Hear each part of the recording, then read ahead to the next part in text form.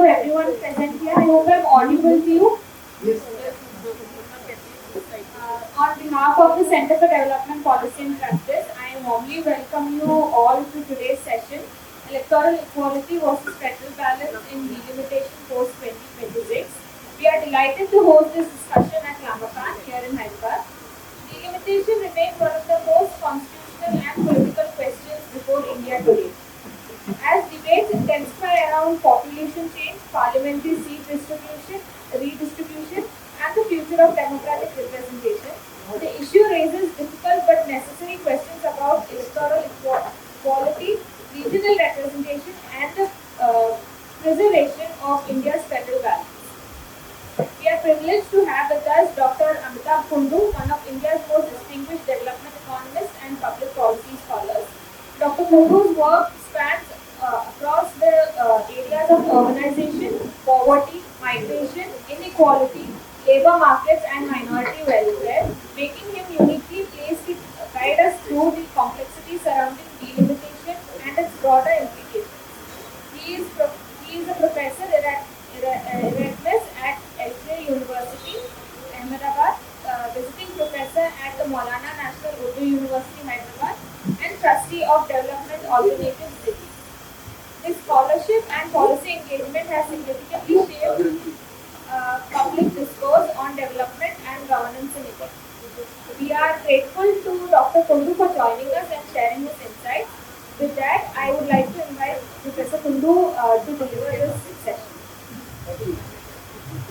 Notice, you see the charm of speaking, attraction of speaking at Lamaka is so strong that you accept even when you are not very well prepared for a presentation.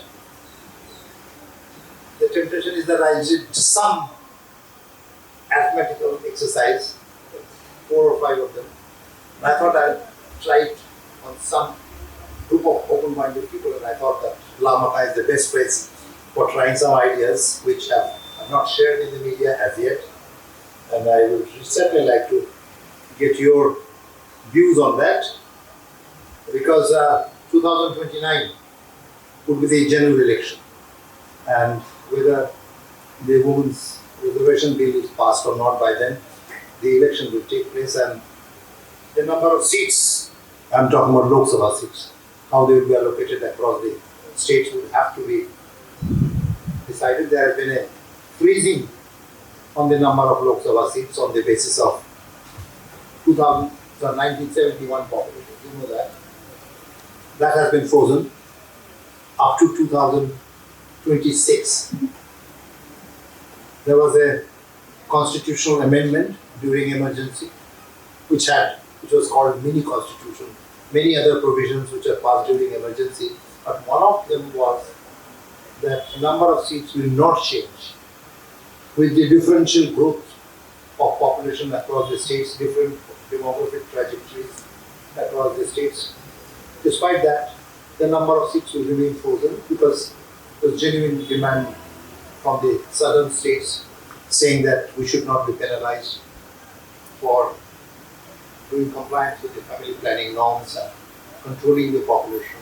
States which have failed in doing that should not get political advantage. The political space automatically will go up if you have delimitation on the basis of sheer population. So that was the context. The constitutional amendment was far overreaching, and many of them after the emergency were rejected. But this has been, and now it is time.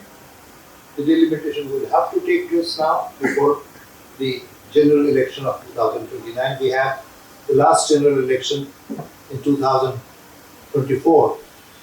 And in the last election, the number of seats, parliamentary seats across the states were fixed as in 1971. And 1971 delimitation was done on the basis of the pure population, largely. For the union territory, you do the allocation with the consideration that there are smaller states, the number should be slightly higher. So if you look at the union territories, they are not strictly following that principle. 1 million people for one Lok Sabha constituency. Roughly 1 million. If you look at 1971 allocation of seats and you find out what is the number of persons per seat, to take Andhra Pradesh, divide the population of 1971 by the number of seats, you find roughly 1 million. Slightly more, slightly less. So that was the population proportionality which was there in 1971. Now population increased differentially. States like Bihar, Uttar Pradesh, Madhya Pradesh, Rajasthan. Odisha was an exception. Odisha is a less developed state, but the population growth rate was not very high. But other states in the north grew very rapidly. So, in any general election, till 2024, population seats were not allowed to be increased proportional to the population. And there was genuine reservation on the part of the southern states. Now, I was wondering, since I come to Hyderabad quite often, I hear this north-south divide. I was just wondering whether it really means anything in the real context. Is there any official or well-recognized data set which bring out the north-south divide? And what matters south is different. They say south is more law-abiding compared to the north. This data from National Crime Research Bureau doesn't really support that unless the recent study of CDPP brings that out. They say they are much more tax compliant. Even the recent statistics doesn't show that. South is more religious than North. Again, I don't know how to define that. Or religious fundamentalism. Can we work out some indicators? I find incidents are coming up in different parts of South, which really doesn't place it distinctively different from the northern states. They say South eat a lot more chilies than South eat a lot more than the North. Now the Jhalmuri of West Bengal has proved that wrong. The Jhalpuri is very spicy and that has changed the situation. So I was just wondering, what would be the really defining distinction between North and the South? I remember Minhas, Bhagat Singh Minhas, economist and an expert on consumption expenditure data. He said that calorie intake in the southern states is on an average higher than the northern states. Basically, in the northern states, the food diversification, milk, that was there in the earlier data. And in fact, I remember when I was joining Gujarat, this LJ University is in Gujarat. Long time back when I was joining the institute in Gujarat, Minhas told me that there is some fundamental difference between North and the South. You remember that? And he was talking about Gujarat to the North. He said, in Punjab, if you come to my house, Minhas was a Punjabi. He said, after eating your food, if you don't take, if you don't belch, if you don't take Dakar, then everybody will say the guest is not very happy. We didn't treat him very well, Whereas, if you go to Gujarat or in the southern states, and if you make any sound that your tummy is full, he said, the wife will say, what uncivilized man you have brought to So there are, he says, the minimum calorie requirement is not biologically determined. There's a big thesis in the planning commission that minimum calorie requirement depends on the nature of the work, and the rural areas require 2,100 units of calories, urban require 1,800. This is all nonsense. The calorie requirement is sociologically different. A Punjabi on an average for minimum survival needs 2,800 calories. He says this is all cultural things. You get adjusted to a lower level of calories. But nonetheless, again, I looked at the recent data, that doesn't come out. But one thing stands, which is still different, and it's not going to be different within the next 10 years, and that is total fertility rate, TFR. fertility rate in all the southern states are less than 2.1 is the fertility rate which stabilizes the population. If you have 2.1 for a long time, 2.1 fertility rate means a woman in her reproductive period produces 100 women will produce 210 children, which means husband and wife couple 200 people will be replaced by 210. Would that be an increase? No, it won't. Because if 100 couples produce 210 children, by the time these 212 children will become adult and will replace, they will become, because there is a mortality rate for the children, so that will be 200. So 2.1 is the fertility rate which stabilizes the population over a long period, and most of the southern states are, all the southern states are below. In fact, Kerala was 1.8 by the national NFHS survey last one. But this survey report slightly gone up. Kerala GFR has gone up from 1.8 to 1.9, which means 100 couple producing 190 children. Whereas most of the northern states, they are still above 2.4, 2.5. That is population growth is taking place. And prediction is that there will be labor shortage in this, and there's already labor shortage in many of the southern states. And within 2 weeks of COVID shutdown, the buses were sent from Kerala and Tamil Nadu and Karnataka to Bihar and UP to bring back, the labor market. Despite these regional tensions and some small stories that you hear that some Bihari migrants being trashed up in Tamil Nadu or Karnataka, the strong corporate sector interest is very much in labor union, and some of the stories about theft and murders and law and order situation being spoiled by the interstate migration, they don't stand in the long run. That's my analysis has shown that COVID did bring down the migration trend, reversed it, but again within 8 months' time, they came back to the situation. Now, north-south divide, देखो कर रहे हैं नहीं कब आ रही है आवाज है कब आ रही but so far है ये तो भी कोई so far whatever you heard only 80% of it. Should I 2.1 I got it.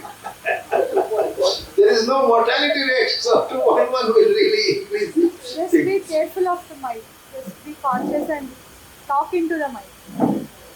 Should I talk into the mic? Yeah. Okay. Without. Some of myself from my mouth should get into the mouth. Exactly. Thank you. So now, total fertility rate difference is still there. And that is what creates issues for Finance Commission and Delimitation Commission. Because both Finance Commission, today I talked to the young students at CDPP on Finance Commission. How to allocate the money that the central government has through taxation. It has to give 40% of it to the states. On what basis should they distribute the money across the states? You can't give equally to all the states because states are of unequal size. Unequal size means area or population. Population, because of the people. So you take population as a criteria, then you take deprivation, infrastructure deficiency, ecology, and various other deficiency parameters. But now the government is bringing in, besides population and poverty and deprivation, some performance criteria, incentivize. If you are contributing to national income, if you are doing well, earlier if you are doing badly, you are rewarded. Now if you are doing well, you are also rewarded. So there is some kind of tension in the formula which we discussed. I'm not going to repeat that. I'm going to talk about Delimitation Commission. They decided, and in fact, the decision was taken through constitutional amendment that number of seats per state, we talk about Lok Sabha seats, will remain constant. Now what happened? I'm giving you 4 tables.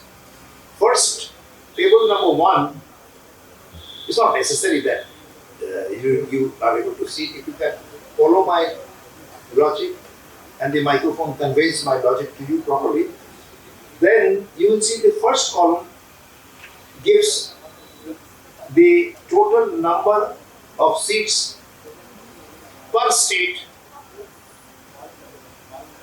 I don't have that. You can give it to me.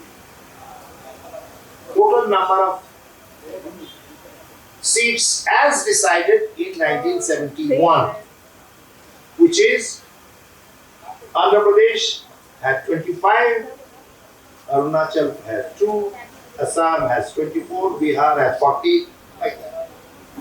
And this was fixed. This number remained the same in 2024 general election. Okay? Now, I calculate corresponding to this the number of persons per seat. How many people in Kerala elected one Lok Sabha member? How many people in Bihar elected one Lok Sabha member? How many people in Orissa or Tamil Nadu or Uttar Pradesh elected one member in Lok Sabha? The number is same. Right? Around 1 million. Take out the union territory. As I said, there are other considerations. A concern for the border states, safety, security, defense. So all these considerations are taken in, and the number of Lok Sabha members are slightly higher. But if you exclude them and take only the states and find out the number of persons for one member in Lok Sabha, it will be same. If you know some of the measures of inequality, the economists are very fond of calculating inequality, but I think everybody talks about inequality. What will be the inequality in the number of persons per seat across the states? Inequality will be 0. If all of them have really 1 million, it will be exactly 0. But since you can't really, throw away some people from a state to get that exact digital number, so it is about 0. And indeed, the inequality in the number of persons per seat was 0 inequality. Now what happened? There was a general election after 1971, in the 80s, in the 90s, in 2024 there was a general election. Number of persons increased, but they did not increase uniformly. So what happened? Number of persons from 1 million on an average went to 2.5 million. The population went up. But it did not go up uniformly. If you look at this graph which has been given, the first graph, that shows the dark color, which is 71. All around 1 million for all the states, UP, Bihar, Maharashtra. And then the next was 1971. Take 71 population. What happens? In UP, it was already for one seat 2.5 million while electing one. And in Kerala, it is 1.8. So differences increased. And the top is showing in 2024 election. Can you tell me what is the number of persons who elected one MP in Bihar in 2024 general election? What is the population which elected, how many people elected one MP, Lok Sabha member in 2024? The top of the bar will tell you it is something like 3.4 million. 3.4 million people in Bihar elected one member of Lok Sabha, whereas in Kerala it is 1.7 million, and in Tamil Nadu it was 1.85 million. So what would be the inequality? Now you have number of persons for one Lok Sabha member. Inequality will be very high because your population has grown unequally. but number of seats have remained constant. Okay. Now, should we increase the number of seats?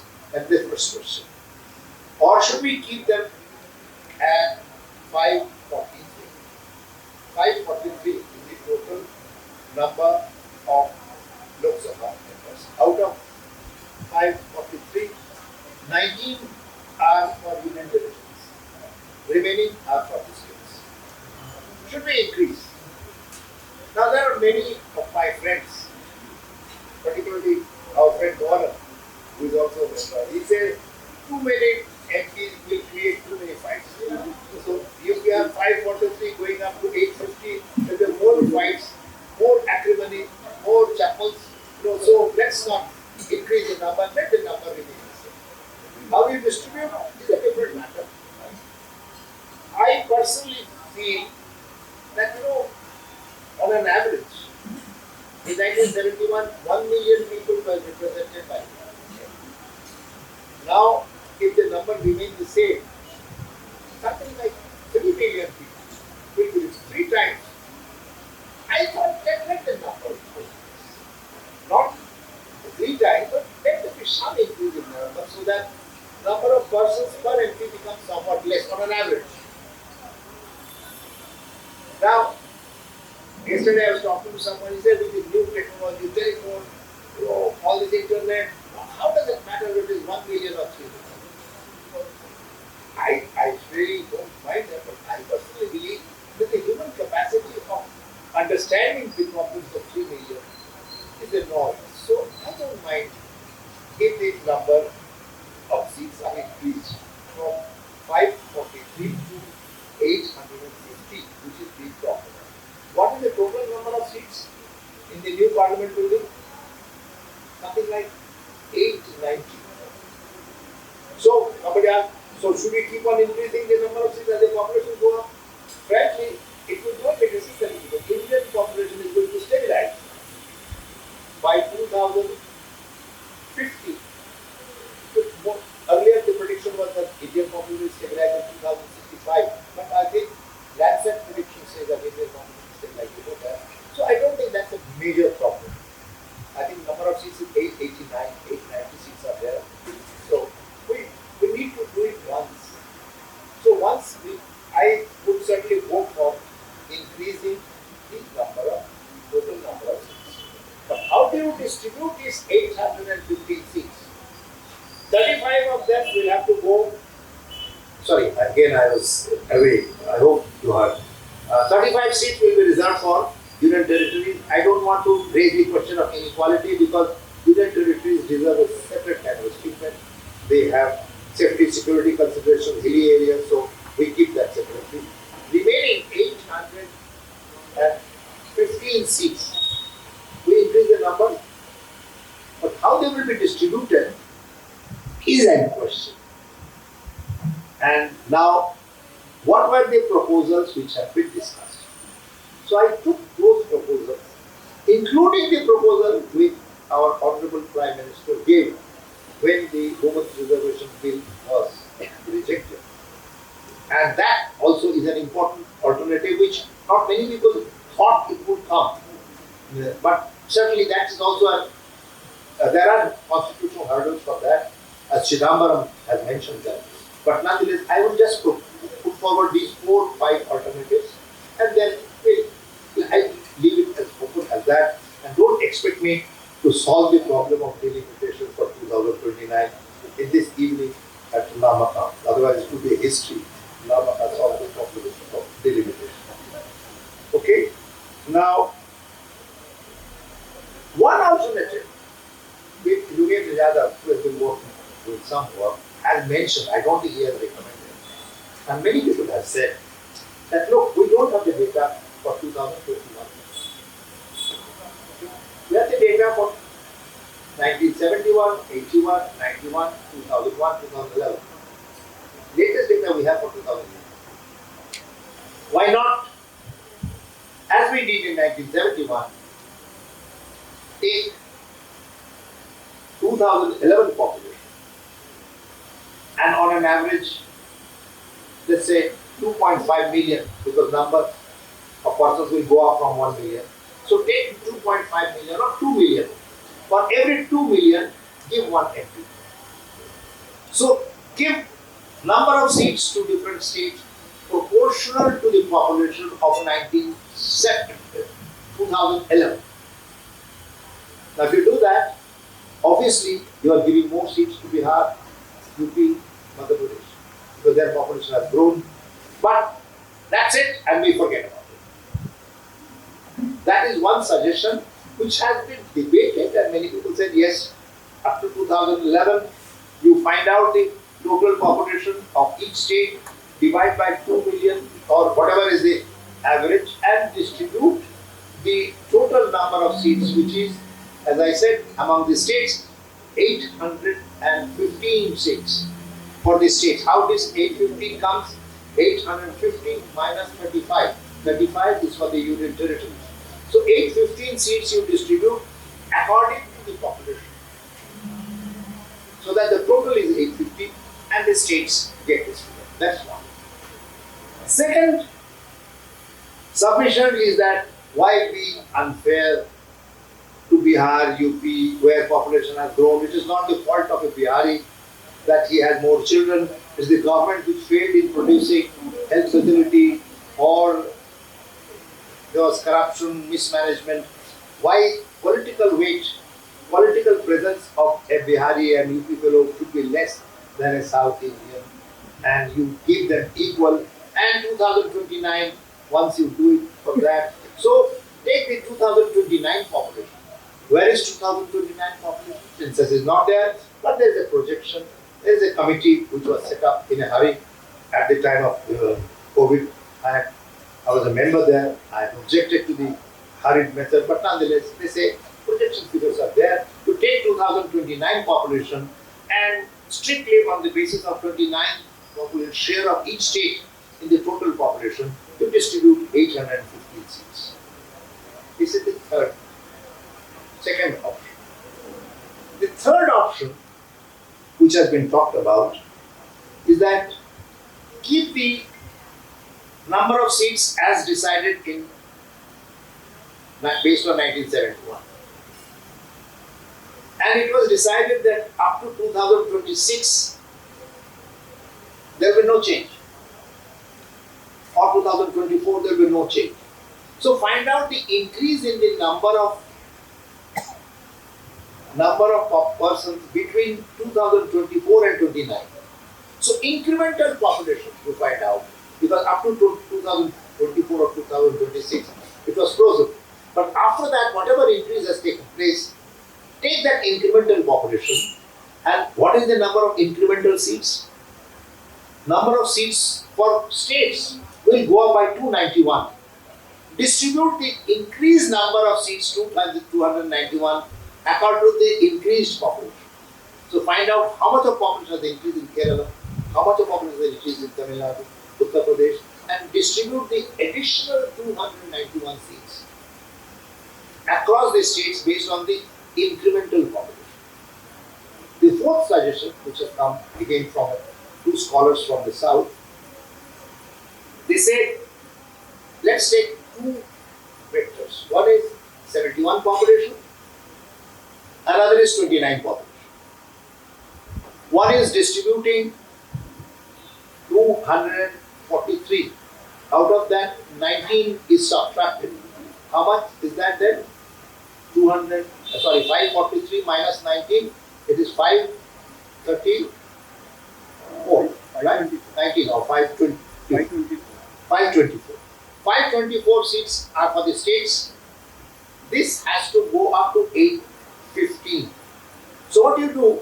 Distribute 291 seats for the states, additional seats. 291 seats on the one hand, 543 seats earlier. 543 is distributed on the basis of 71 population. 291 seats, that extra you have, distribute on the basis of 2029 population. Add them up. That is the third alternative. Sorry, this is the fourth alternative. First is 2011 population. Second is 2029 population. Third is incremental population, proportion to that incremental seats. And the fourth is take the total total population of 71, distribute, and that as per that distribution has already taken place, take 2029 population, distribute the additional seats for the states 291 according to 2029 population and add them up. The fifth alternative is what our Prime Minister has proposed. I don't think anybody had talked about it earlier when our NK Stalin was trying to mobilize the southern states against the central government's decision to use population as the criteria, which I have said these alternatives are using population as the criteria. They wanted to mobilize them.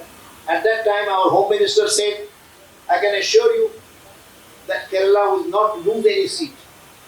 Because even if Kerala's population has grown very little, a number of seats go up, it's possible that adjustment, Kerala loses seats. He said, whenever there is a case of some state losing seats, that will be maintained. That was the small consolation. Even if the states like Kerala, Tamil Nadu, Karnataka, their increase is by 2% or 5%, whereas the increase in the northern states is by 40%. Obviously, there is inequality. The assurance that your number of seats will not go down or your number of seats will go up by 10%, 15%, 20%, whereas the number of seats in the northern states will go up by 40%, 50%, 60%, that will create inequality. And that's why there was, I think, people like Chandrababu Naidu talked about giving incentive for population growth. People for Finance Commission, Stalin, and also some of the big Hindu pandits and Muslim pandits, they are all advocating to increase your number of children. And during our lifetime, we suddenly saw a paradigm shift, talking about family planning to family promotion. So the final submission that came up is increase the number of seats of all the states by 50%. That means 1971 figures today. And no matter whether your population increased by 80%, 120%, doesn't matter. Your number of seats will go up by 50%, which means the proportionality between north and south will remain constant. And the moment this comes up, all this criticism that against north dominating the south, they disappear. Because if you allow the population criteria, 2009 to 29 population should be used for determining the number of seats. If you capture 4 states, UP, Bihar, Rajasthan and Madhya Pradesh, you don't need anybody else to pass any decision. Your number of parliament seats will be much larger. So obviously, if you want to have federalism, you cannot allow this. Now, you cannot allow, given a few states, their number by population. Population has a role in a democracy. And it cannot be immediately dismissed. But Chidambaram was the first person. He reacted to Modi's suggestion that let the proportion of seats remain constant, same as 1971, but the number of seats go up by 50% for all the states.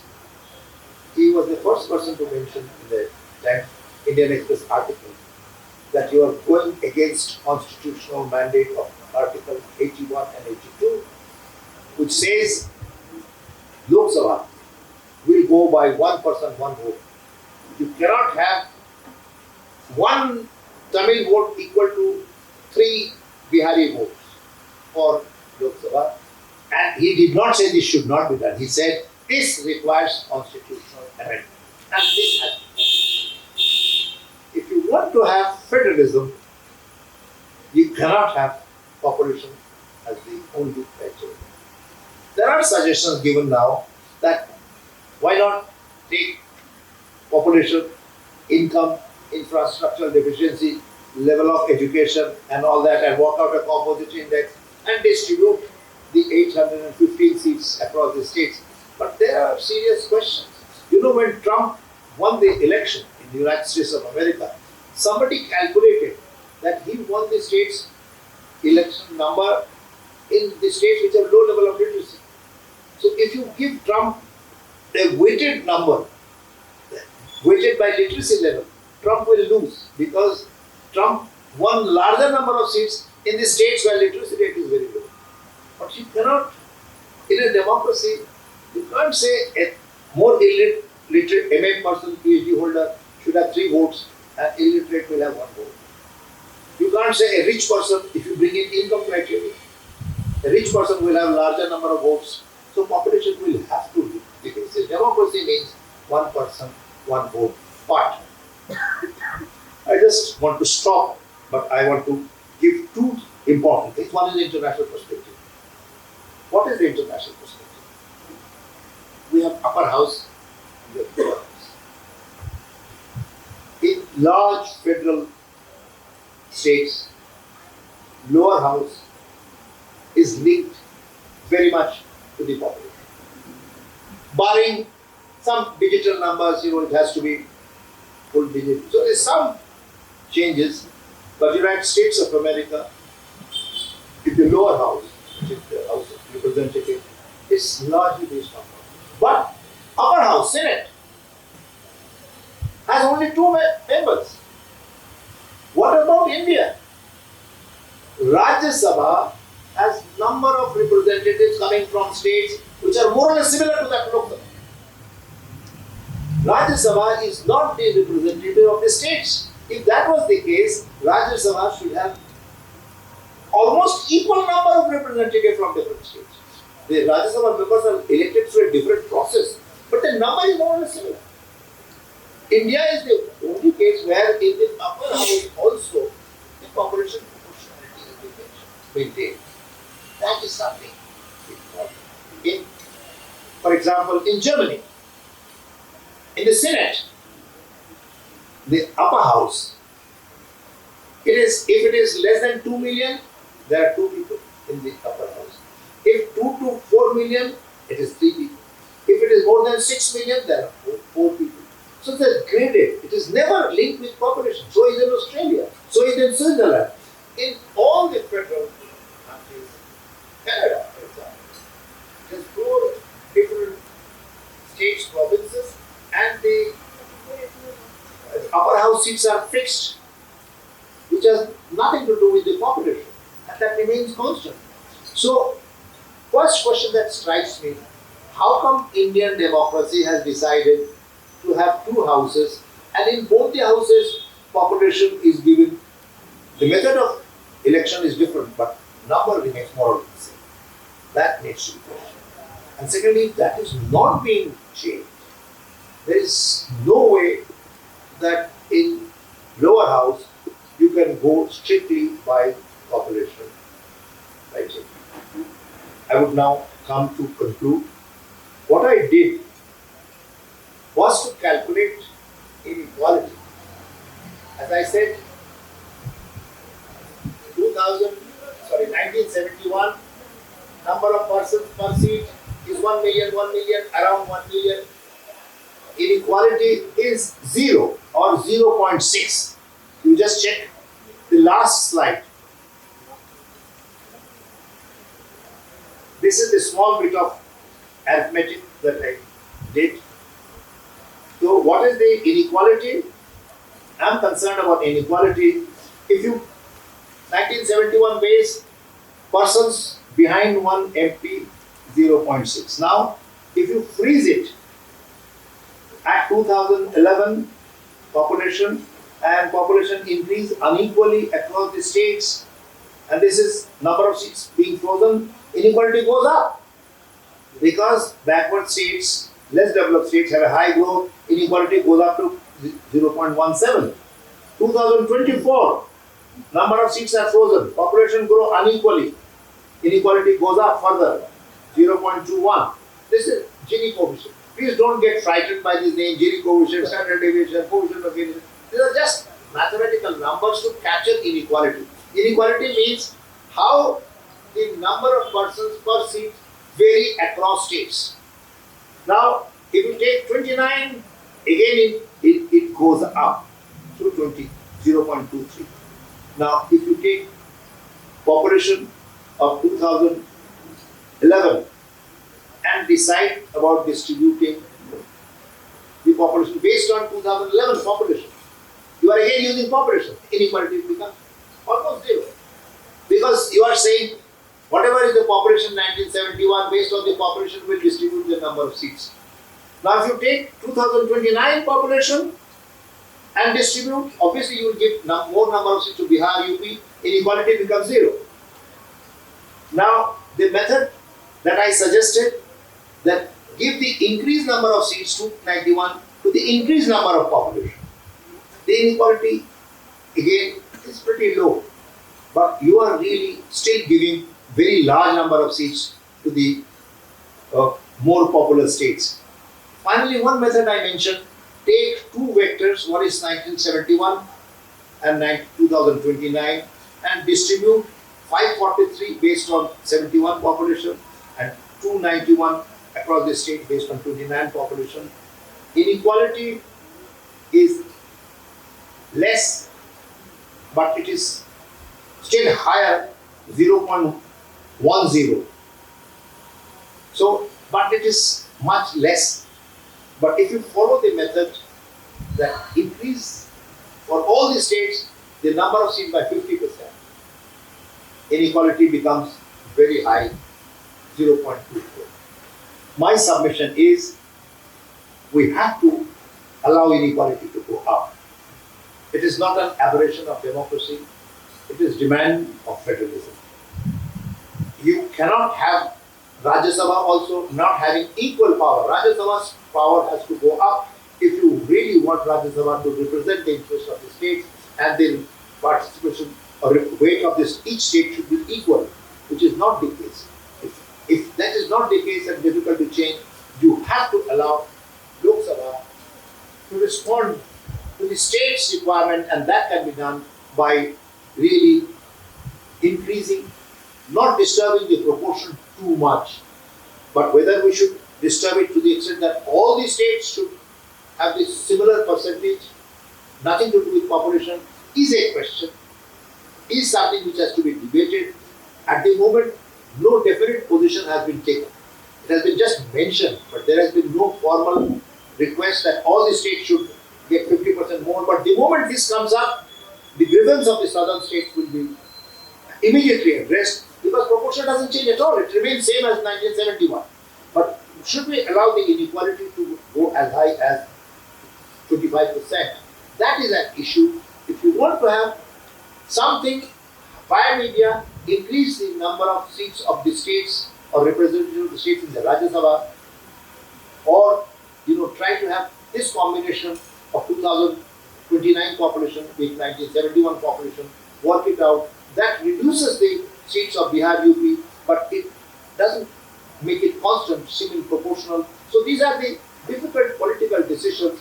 I thought we need to debate these issues properly, and we have to make a conscious decision of departing from this golden principle of one person, one vote for the sake of saving federalism, federal state. Many countries in Europe and everywhere else have broken down with much smaller population, because federalism they could not accommodate. We have the great strength of maintaining this federalism despite wide diversity and disparity in social and economic spheres. And if you want to maintain that, you have to bring out some kind of a compromise in terms of increasing the inequality in the distribution of the Lok Sabha seats given the present situation. Thank you very much.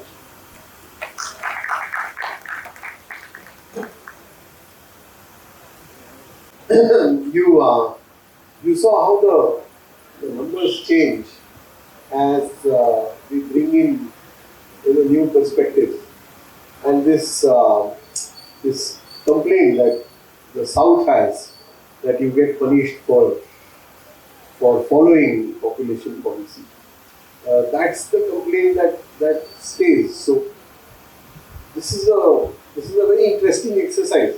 It shows that you can that there is a plausible argument for increasing the number of seats. But it's just that we have 542 too many. What will we do with 815 of them? Yeah. Nation is going to complain when you have 840 incompetent people sitting over there in the parliament to do nothing.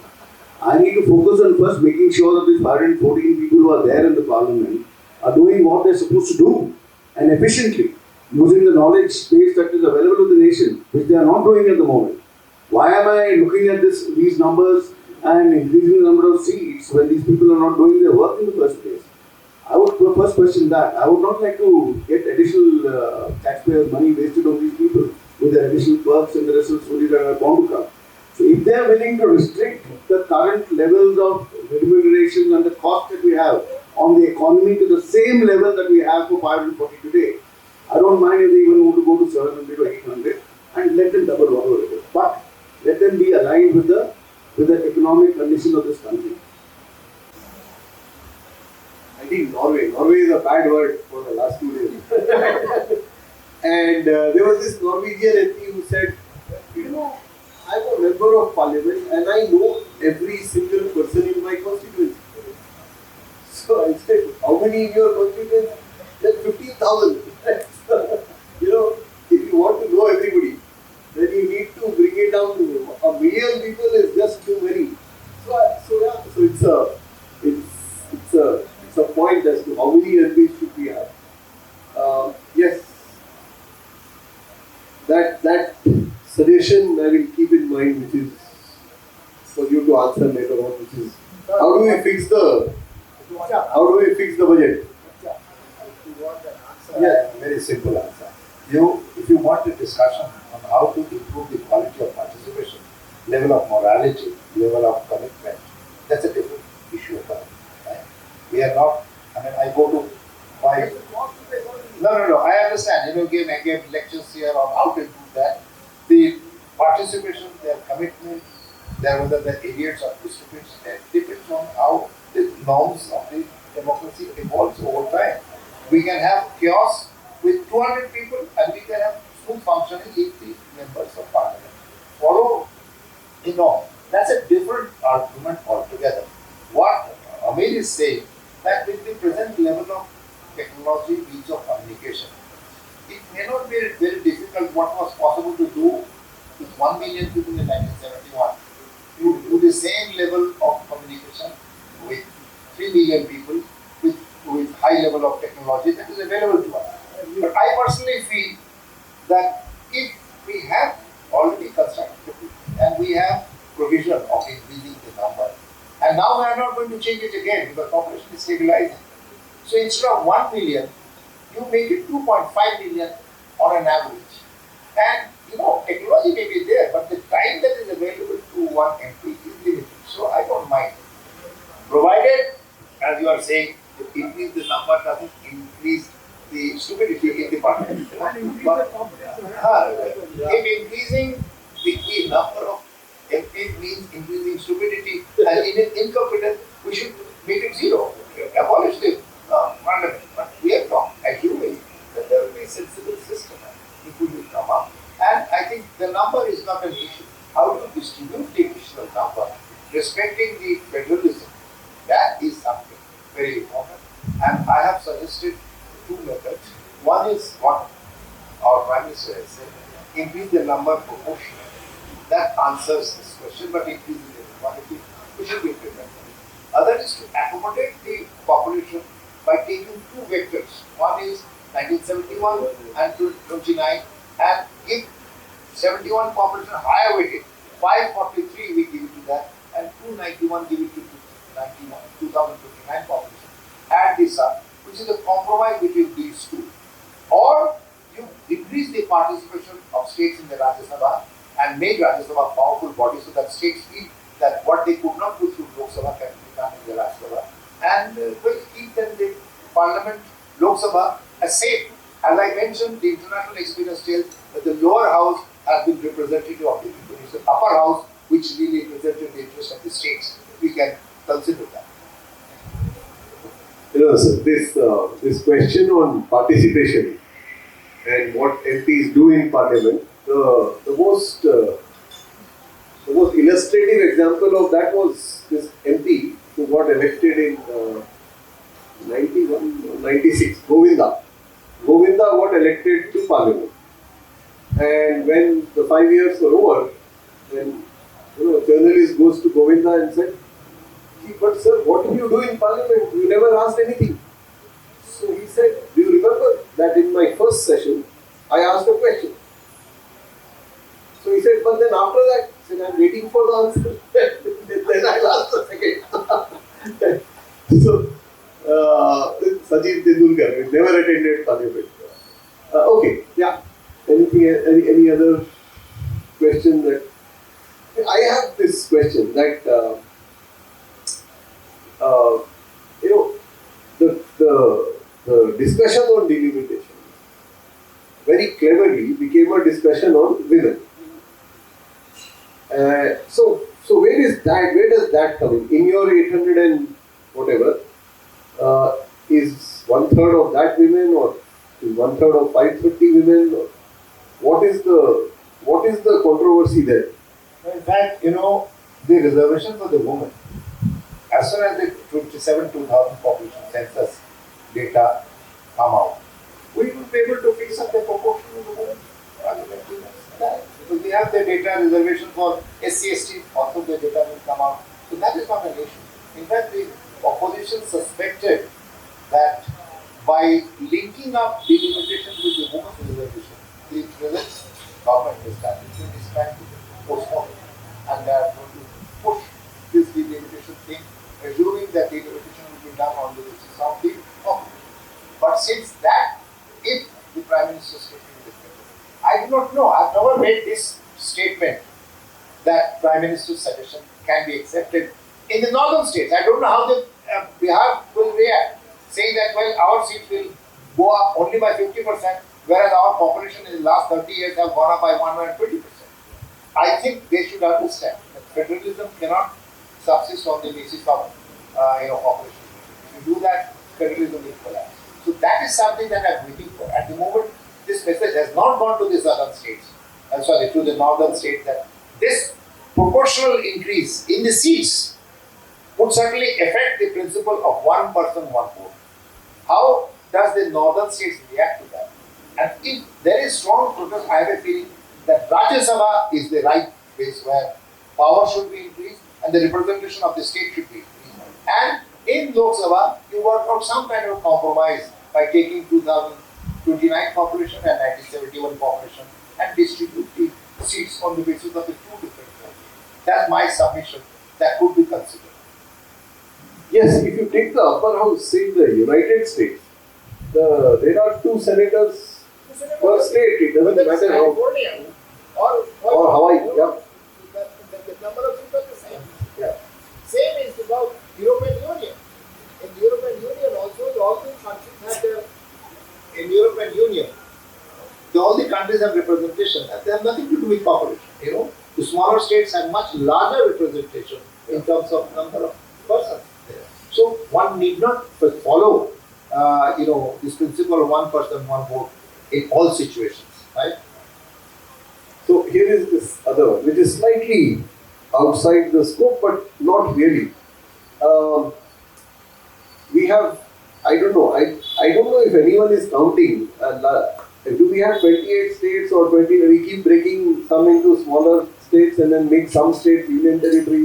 God knows what we are doing. So say some number, 28, 29. What's the argument on smaller states? Why do we continue to have the most misgoverned state as the largest state in the country? 200 million people in a horribly governed Uttar Pradesh. Is there an argument for smaller states? Could it simply? Well, that's a difficult question. Yeah. I work in the field of environment and resources. And just this morning, in fact, I was saying that if you want to solve the traffic problem and the problem of pollution in Hyderabad, you have to do exactly the opposite of what is being done today. You have to think out of the box. And when it comes to even things like resource sharing and geopolitics, many of us firmly believe that if you want to avoid conflict, we will have to share resources equitably with our neighbors and beyond, in fact. For example, Bangladesh is going to throw up 10 crore refugees because of climate change, because they're going to lose 20% of their landmass by 2100. I had a chat with the Minister of Environment and I said, listen, what are you going to do? Do you have a solution? She said, no. Now, why is it that we have not thought out of the box in terms of delimitation? Exactly the point that he was making. Change the size of the states. Break up UP into, it's a highly improbable kind of thing. But unless we think out of the box, break up UP into 8 or 10 states. And you can solve the problem of having your Gini index at near zero, and at the same time, what you will be doing is giving one person one vote across the entire country and retaining federalism also. The smaller the state, the big states will not be able to dominate. Why is it that we are not thinking along these lines, thinking out of the box? Both academicians and politicians. In the parliament can be solved A, by reducing the number of parliamentarians or not increasing the number of parliamentarians, that will solve, and B, by increasing the number of seats. These are the two alternatives. Are we sure about? Because is there any evidence to say if you increase the number of seats by breaking UP into 10 parts, would that really solve the problem? And secondly, even if you do that, 4 states combining, gaining majority would not be there, but when the 20 states in the Uttar Pradesh will think on a regional issue in a similar manner. The argument of the South that the North can get united on certain positions. For example, on Sri Lanka, when India should have intervened in the Sri Lankan issue, I am sure South would have taken a different position than the North. Similarly, there are many issues on which regions get united. So I have a feeling that breaking a big state into smaller parts would not, dismiss or eliminate the problem of regional concentration. But have smaller states done better? We have. If you are saying that smaller states do better, Absolutely. Look at Goa. So what happened in our India? We have put it second. Let's get done so study out. Uttarakhand, Jharkhand. Let him answer. My empirical analysis of Goa is not that strong to say it is the size of Goa which has led to its high growth. There are so many factors. In fact, Amartya Sen, when he was comparing Sri Lanka with India, saying Sri Lanka is growing faster than India before 30 years, it's because of the, they said it's not the size, there are many other countries. So, to say that the smaller states necessarily do better, I have a feeling one would. Uttar Pradesh has done not that badly compared to Uttarakhand, but similarly Jharkhand and Bihar. Compare the growth rates, slight differences are there. Yeah. But to say that smaller states, but that's a different issue. Yeah. Look at Sri Lanka. It has a per capita income which is 40% less than India. Its Human Development Index, or whatever it's worth, is about 60 or 70 ranks above India. Now, there is a reason for it. And the reason is the choice of the energy basket, the choice of urbanization. These have played a great role. And in the process of development and governance, I've definitely, and I've worked with many of these governments, and also with governments in Southeast Asia and so on, definitely the smaller countries and states do better. Alright, so this is a question for another, when you come back with similar calculations. It is all over the place actually, whether smaller states have done better or not. Maharashtra does better than most states. Despite okay, Sanjay, any other example? any question? Yeah.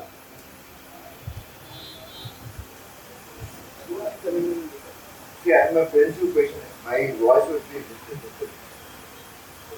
See, I believe the population is more than because when you look at the population, there's urban and rural. Population more in rural and urban than compared to urban. So the rural level, there should be afford. Message should go at that level. Whatever you give the all decisions should go at that level. Great question. That India lives in its villages. 70% population is in rural India. So shouldn't we have 70% reservation from rural India in parliament? Or ensure that the rural voice comes through in parliament, which is not coming through. Yeah, not about reservation, but how do we ensure that yeah, correct. So is there a way in which You see, some of my friends are parliamentary. Yeah. It's not a power dispute. We should discuss it. There is no understanding. You see, at the moment, about 35% or maybe 40% of the, we don't have the population figure, 40% will be urban. But if you look at the constituencies and break it up into rural and urban constituencies, because on the basis of the predominant population, you will have the similar figure. You will have something like 40% constituencies are urban and 60% or 55% constituencies are rural. So you have constituencies, whether they are the rural person who is actually being elected or not, is a different issue. Whether they are raising the rural issue is a different issue. But nonetheless, the constituency wise, the rural constituency will be again, 50 to 60% as in the population. Whether they are raising the rural issues or not, that is a different issue. And why is it? Why is it that the rural issues are not being raised? That I'm not very sure that what is a rural issue. When you talk about big roads, highways coming up, we think it is meant for joining the rural areas with the hinterland. But Bombay, Delhi corridor is for really running through the rural areas without getting any development. So it is very difficult to have a development strategy bifurcated by rural urban. What looks to be, on the one hand, a strategy to connect the rural areas by highways and national ways and all these schemes of rural road development.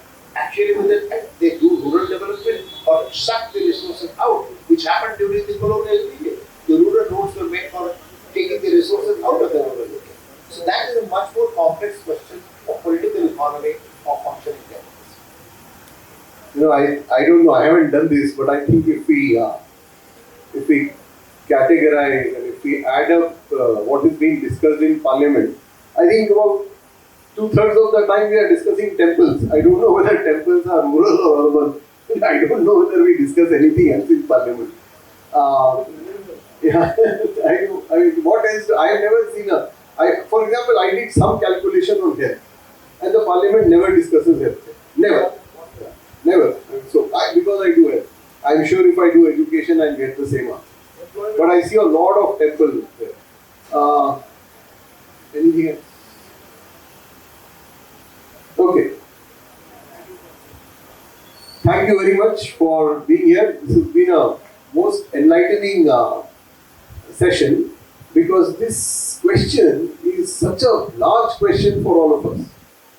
And it is something that will play out if it is going to be done once and forever.